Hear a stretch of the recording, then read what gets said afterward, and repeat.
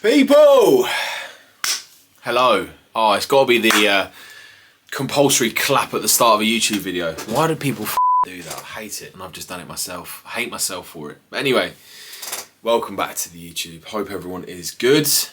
I feel like it's been a while. I mean, I did record the Switzerland video last week, but that was a travel vlog, let's call it. We haven't had much proper bodybuilding related content in a while.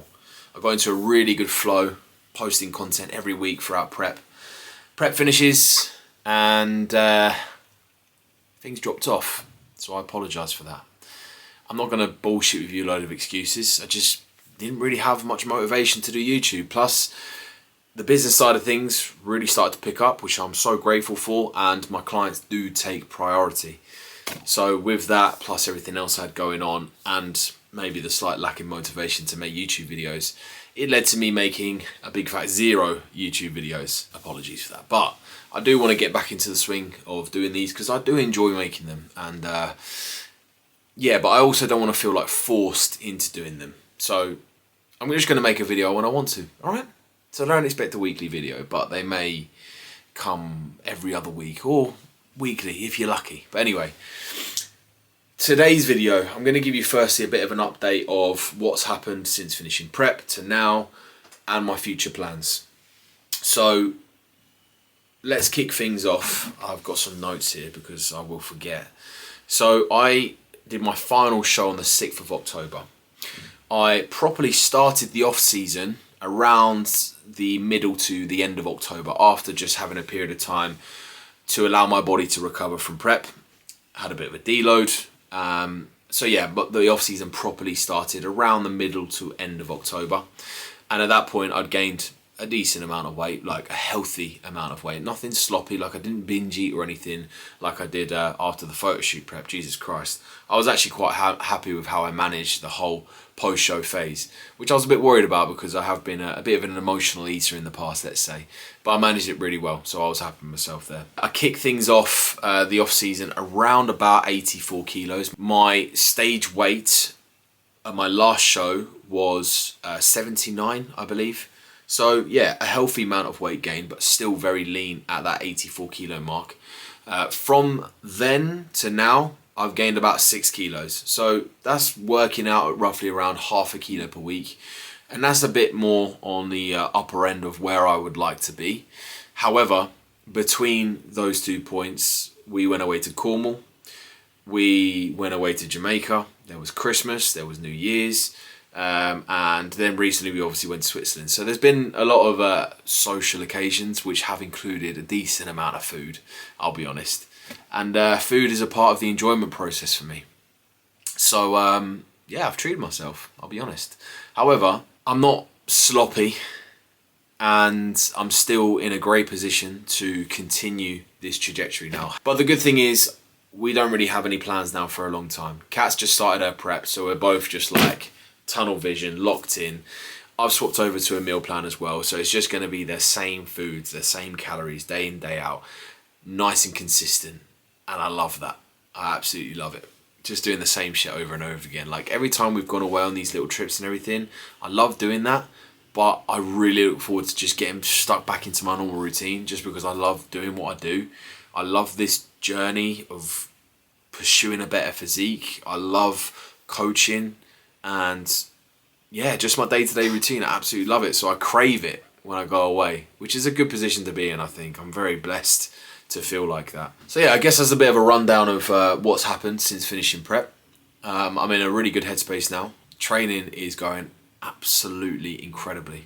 My main focus right now is bringing up my arms more than anything because they are a big lagging body part for me. I'm going to take a deeper dive into my training split, what I'm doing exactly, how many days I'm training, etc. in a future video, but that's the priority for me right now. Later in the video I recorded a push session, so that is coming after me finishing waffling here. Now in terms of future plans, the goal is to hopefully compete again in 2026, but I need to do a lot of growing between now and then. I'm actually self-coaching myself now as well, so I've kind of mapped out my own timeline of what roughly is going to be happening. This isn't set in stone, but I like to have some sort of like a timeline of where I'm going to be finishing a gaining phase, where I'm going to be dieting, etc. So I expect to finish this gaining phase around about the end of May time.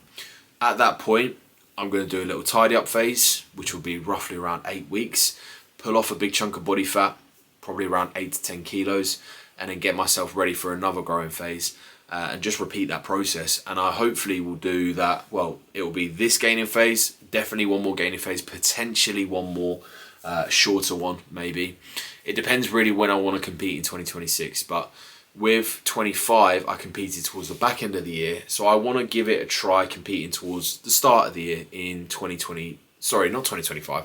In 2024, I competed towards the end of the year. So 2026, I want to try competing at the start of the year, just to see which sort of setup I prefer. And I quite like the idea of starting a prep straight after Christmas. Like, get Christmas, Boxing Day out of the way, and then that day after that, you get cracking with the prep, because I don't know about you lot, but you get a lot of sweet treats and shit over Christmas, and they just end up getting prolonged out for the next 2-3 weeks. So I'd rather be like, no, I'm happy you're giving me all these chocolates and stuff, but I'm on prep now, so I can't have them. But yeah, that's kind of like a rough timeline of what I've got in my head. Like I said, I'm self-coaching at the moment, but the plan is to go back with Kieran when I decide to start my prep. So yeah, I'm very excited, and I've done a fair bit of growing from when I finished to now. I'm very, very happy with how it's all going. So next in the video, I'm going to take you through my push session, which I've just done today at Gainz Bedford. So sit back, relax, and enjoy. Okay, we are in for push and arms at Gainz Bedford. The Sunday session, kicking things off with calves. For me, I always do my calf work at the start of a session. As I've mentioned so many times on this channel in the past, you tag them on the end, you're either going to skip them or just half-ass them. So do them at the start, train them hard, just like any other muscle group. Progress them, and they're going to grow.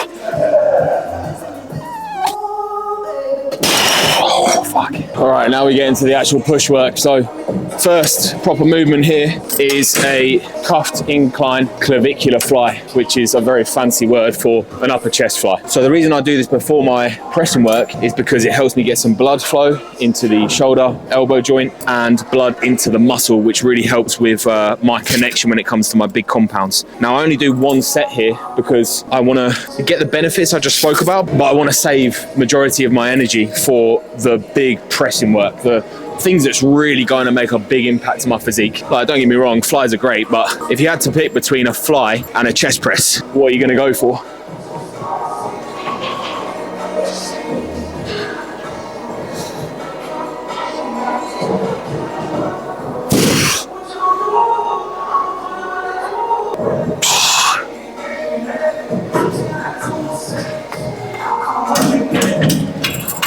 So you can see with this movement here, I've set the bench in the upright position, cables all the way down at the bottom, and the goal is to basically have my arm traveling in this sort of direction across my body. I'm trying to really align my upper arm path with those upper chest fibers. If you wanted to train the more sternal fibers, the mid chest here, decline, lower chest fibers, the costal fibers down here, and then upper here. So you just want to have your setup to allow for that. So for me, this feels pretty good. Last time I got 26 for 14. This time we're going to do 26 again and try and get 15. I prefer doing higher reps on this as well. Just helps increase the blood flow even more to that muscle. I mean, if you do like a 20 repper on a leg press versus a 6, tell me which one you feel a greater pump on. So same sort of concept applies on this. So one cuff on first, above the elbow, and then take it over to the other side. Music on. Another elbow. Walk it forward. Nearly fell over there. Here we go.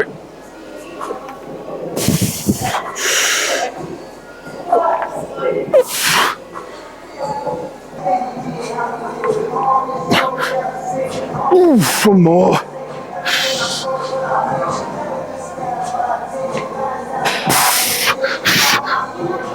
Oh, yes.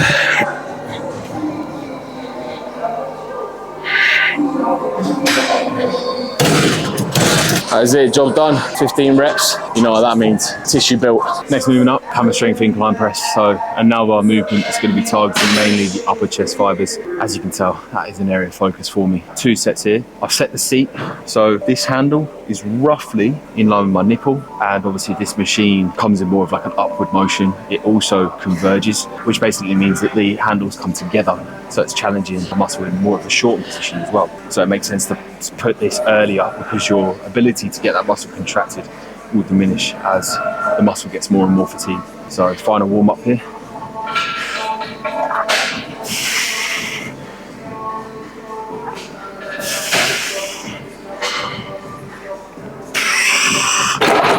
Easy. Okay, so the last time I did this, I did 120 for 7. So this week I'm trying to do 122.5 and I'm going to try and match reps. Now obviously if there's another rep there I'm going to take it, but I was talking to a client about this the other day. This is one of the benefits of machines over free weights. So let's say I was doing an incline dumbbell press, right? If I'm doing like the 40 kilo dumbbells for 6 or 7 reps and that last rep is an absolute grinder, I can't really progress it up by 1 kilo, can I? So I'm going to be on 40 kilos for probably like 2-3 weeks before I can then move up to the next dumbbells, which isn't necessarily a bad thing, but you know, you've got the ability to micro load a machine like this and progress it week after week after week. So obviously the goal is 7 here, like I said. And if I take that, then next week I'll go to 125, try and take 7 again. Next week, 127.5, take 7 again. And just slowly progress it up like that. That's how I like to do things personally. A lot of people just stay on the same weight and progress the reps up. But it's easier to take a micro load progression like a 1.25 kilo load increase per side week after week than rather than taking a rep progression on the same weight. So just remember that 7 is the goal and I'm not fucking missing this. Music, come on. Phone's not playing ball. Here we go.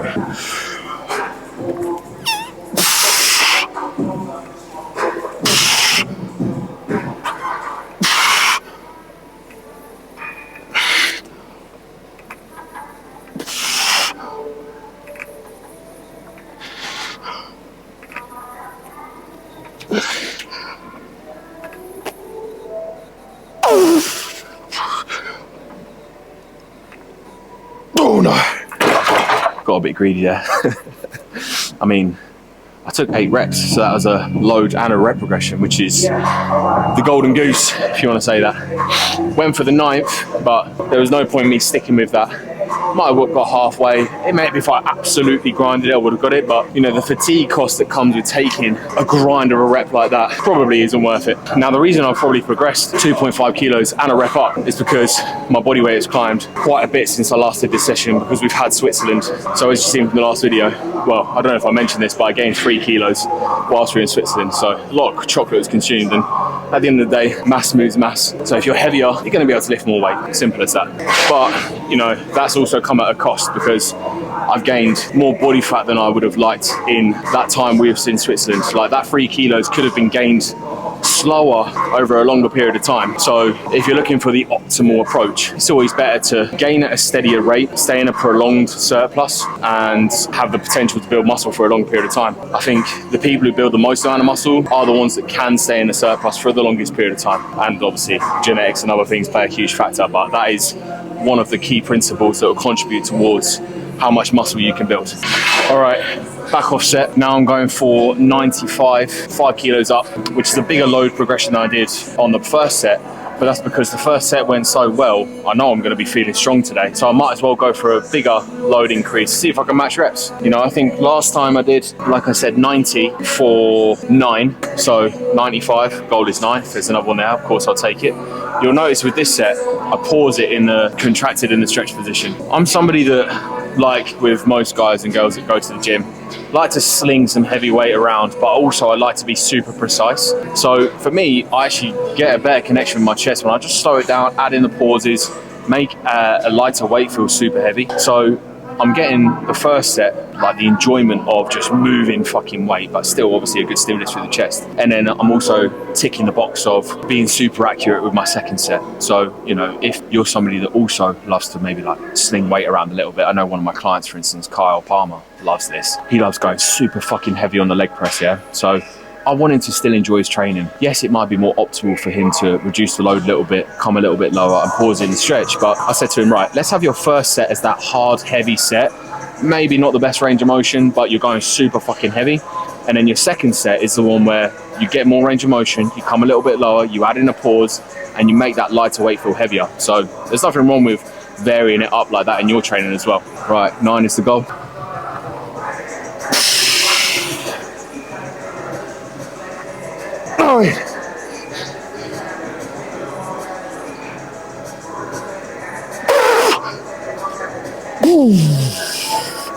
Oh, he's done it again.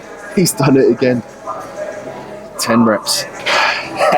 It's going to be a good day. Okay, next movement up is a flat Smith machine press. You can see with this Smith machine, it's on a slight angle. When it comes to pressing movements, you really want to be pressing up and back behind you slightly. So I'm going to face this way because the machine is going up in this sort of angle. And I think these Smith machines are actually the wrong way around. But if you try and do an incline press on this particular Smith machine, you can't get the bench forward enough that way. So I think they're the wrong way around, to be honest. But anyway, I can still get the job done on these because the bench is flat, so it doesn't really matter where I have it too much. If you're ever wondering, is the bench in the middle? You can just lower the bar down like this, right? And just compare the distance between the knurling and the bench on both sides. I can see that's bob on, so we're good to go.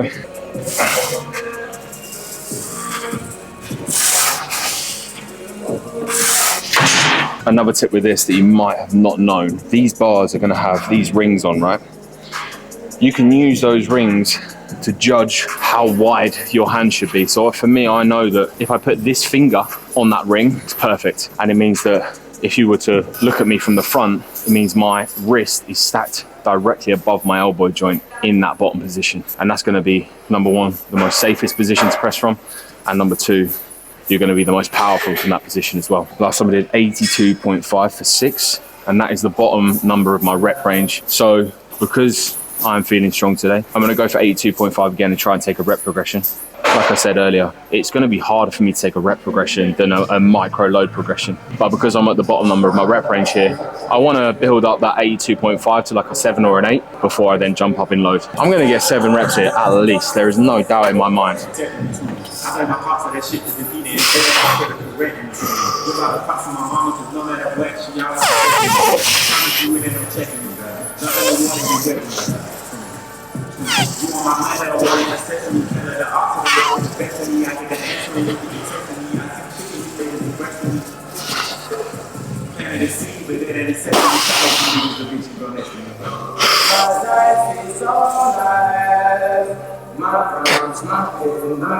Yes. What did I say? Got to speak it into existence. 7 reps, same form. You know what that means? Tissue built. Next up, we've got the dip machine. So firstly, with the seat here, I've set it just below the midpoint. For me, that's perfect. And I know that when I put my hand here and lean into this chest pad, it means that I'm going to be able to get enough range of motion when the machine's not bottoming out, but also I don't need assistance with that first rep. For me, this is perfect. Taking 100 kilos here, another load progression. First time I've ever touched this weight, but like I said, feeling fucking strong today. So I think I've jumped up by like 7.5 kilos here. But last time I got like 11 reps, and I don't want to be getting that many reps in my first set. I want to be getting around 7 to 8 mark. So that's why I've taken such a big load increase. Shift my hips all the way forward, do the belt up behind the back, and then press into that belt a little bit more, a little bit tighter. Shift the hips back into the chest pad, leg pad down, clamp that down hard, hold into the handles. And again, I'm trying to be in a position where my elbow is directly above my wrist joint. Again, safest position to press from. And also, you're going to be able to generate the most amount of force.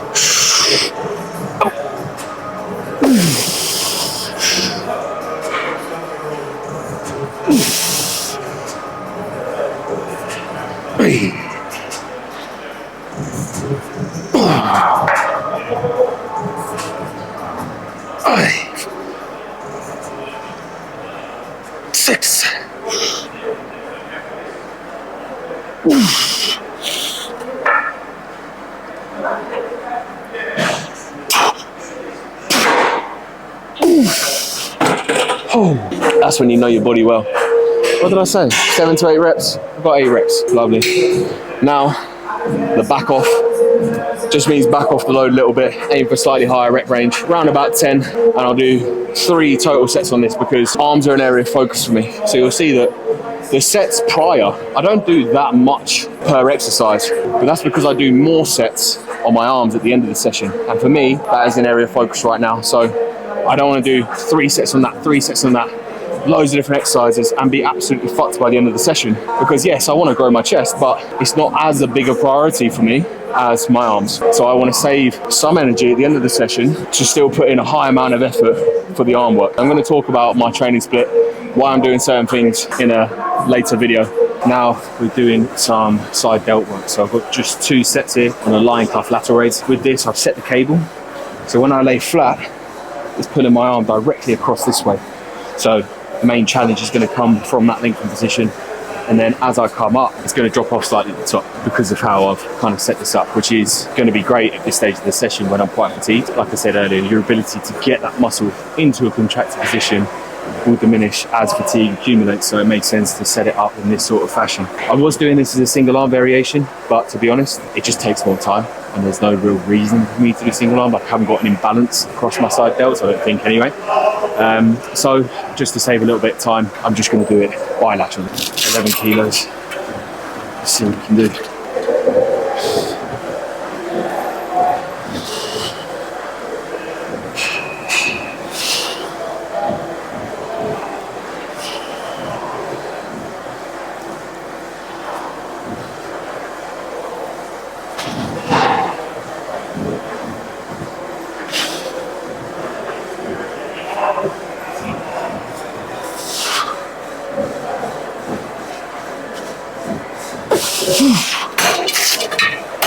.5, not bad. Really good tip when it comes to side delt training, especially when you're doing it on cables, by the way, is as you come down into that stretch position, think about pushing your shoulder down.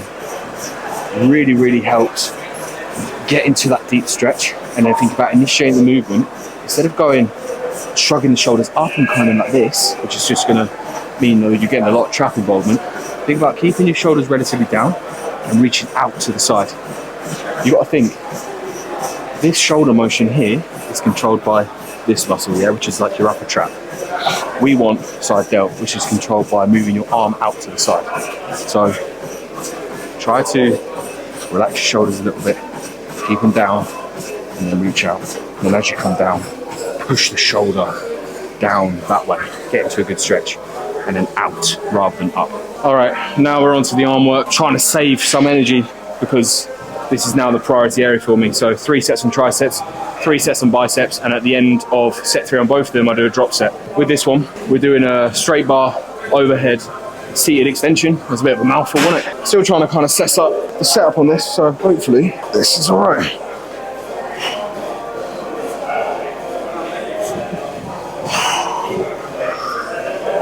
Yeah, spot on that. So I'm not sure if that's correct from the side, but what I'm trying to do is line up my upper arm with the pull of the cable. And I've also positioned the dumbbell, mainly because I don't want the bench tilting back, but also to sit on as well. So with this movement, because it's more overhead, you're going to be biasing slightly more of the long head of the tricep, which is an area that I really need to bring up just to bring that overall thickness to the tricep. I've got a good split of tricep work with my arms down by my side, plus some going overhead, and then obviously the compounds like your pressing work, your dips. That's kind of what you need to think about when it comes to your tricep development.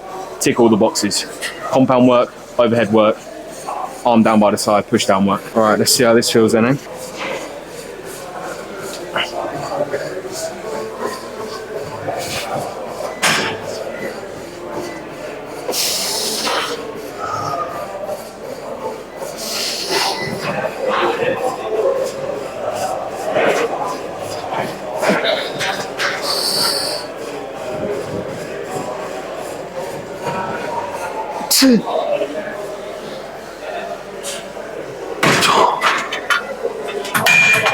Ten reps, not bad. I'm gonna have to watch this bag to see if my setup's all right, but felt okay. Final movement, the Bro Classic, which is a dumbbell cut. From an enjoyment standpoint, I love doing these. I like doing the first set heavy, low reps, and then the 2 back offs. That's where I go a little bit light and have high reps. So last time I did 20 for 5 or 6, I think. I'll double check. So I'm going to do 20 again. But yeah, literally, simple case of supinating the wrist, keeping the upper arm nice and still, turning up slow. Now what I'm trying to do with these is really kind of limit any kind of momentum, body English, you could call it. You might see a little bit of this, but it basically stays the same across every single rep. I think a little bit of momentum and body English is okay with this, but you don't want to be doing it to the point where you're literally like using your legs, your fucking back, and turn it to a full body exercise. It just defeats the object. Yeah, last time I did 20 for 5.5, 6. It's gonna fall today.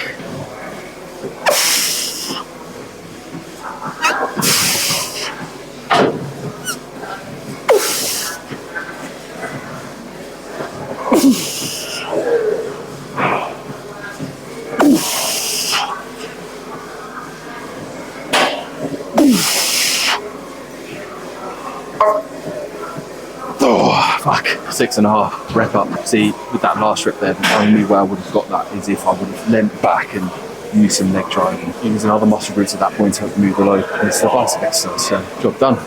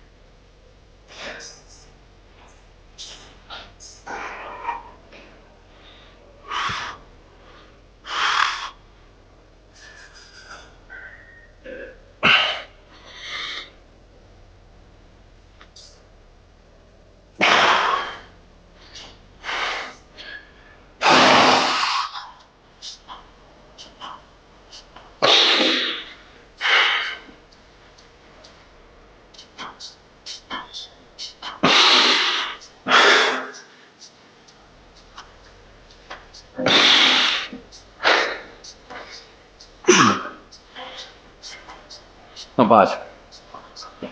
Definitely growing. Just cooking up my post-workout meal, so I'm going to show you this contraption I got, and it's been a game changer. You ready for this? This veg chopper. So I have the same veg every day, but you can see here, I've just whacked it all in there, and that's for 2 portions. Mushrooms are already cut up. It doesn't really do mushrooms that well. It gets kind of stuck. Whack that all in the air fryer, and then it's just simply a case of, firstly, a little bit of avocado oil spray on there, and then we go with paprika and bardia seasoning. You can get that from Amazon. You can get these big ones from Amazon as well. And then it's literally a case of doing max crisp, which is 240 degrees for 12 minutes. Give it a stir halfway. Done. Just gave you a little glimpse there into how to prep your veg. And if you're not eating veg, grow the fuck up, man. Grow up. Eat your damn vegetables, alright? Anyway, full day of eating will be coming soon as well. So that's just a glimpse of what's to come. Like I said, I am on a meal plan now. Same foods every single day. I'm absolutely loving it so far. I was macro tracking before, but I just wanted to have some consistency, as in just eat the same foods every single day. Eliminates any kind of decision fatigue. I don't mind macro tracking, don't get me wrong, but I'm at the stage now where like I'm not craving any food. It's more just eating for purpose. Don't get me wrong, I look forward to my next meals and I enjoy all my meals, but I'm just eating for a purpose right now. So I don't mind just eating the same food every single day. But that will wrap it up for today, people. Hope you have enjoyed the first YouTube video properly back. Let's hope these keep coming. If you did enjoy this one today, drop a comment down below. Tell me that you want to see these videos more, because if one person says that, I'll keep them coming. If nobody says that, I'm going to cry and I'll probably just quit YouTube altogether. So drop a comment if you've enjoyed it. If you've got this far, fair play. And I will catch you in the next one. See ya! Do that again.